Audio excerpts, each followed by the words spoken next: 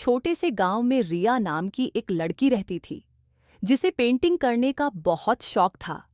रिया हमेशा अपने साथ एक छोटी सी पेंट बॉक्स लेकर चलती थी और जहां भी जाती वहां कुछ न कुछ पेंट करती रहती थी।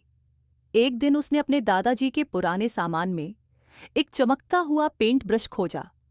यह कोई साधारण पेंट ब्रश नहीं था, बल्कि एक जादुई पेंट ब्रश था। जब भी रिया उससे कुछ पेंट करती, वह चीज असली हो जाती। रिया ने पहले एक सुंदर फूल पेंट किया और वह फूल असली होकर उसके हाथ में आ गया। फिर उसने एक रंग बिरंगी तितली बनाई जो उड़कर उसके कमरे में घूमने लगी। रिया बहुत खुश हुई और उसने सोचा कि इस पेंट ब्रश से वह गांव के लोगों की मदद कर सकती है। उसने गांव के बच्चों के लिए एक खिलौना पार्क पेंट किया जहां झूले, स्लाइड और मैरीगो राउंड थे। बच्चे खुशी से खेलने लगे। फिर उसने एक बूढ़े आदमी के लिए एक आरामदायक कुर्सी बनाई जिससे वह अपने दर्द से राहत पा सके। गांव वाले रिया की तारीफ करने लगे और उसे जादुई कलाकार कहने लगे।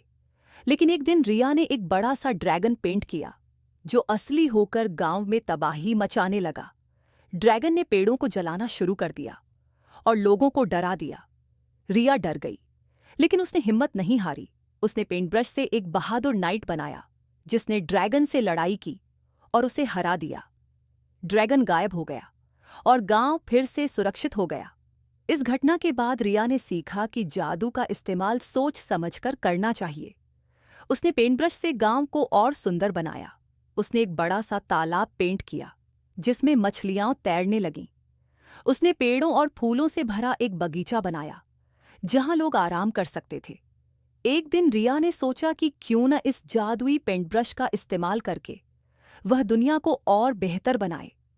उसने एक बड़ा सा स्कूल पेंट किया जहां गरीब बच्चे मुफ्त में पढ़ सकते थे। फिर उसने एक अस्पताल बनाया जहां बीमार लोगों का इलाज किया जा सकता था। गांव वाले रिया की तारीफ करते हुए कहते, तुमने हमारे गांव को स्वर्ग बना दिया है। रिया मुस्कुराई और बोली, ये सब इस जादुई पेंट ब्रश की वजह से संभव हुआ है।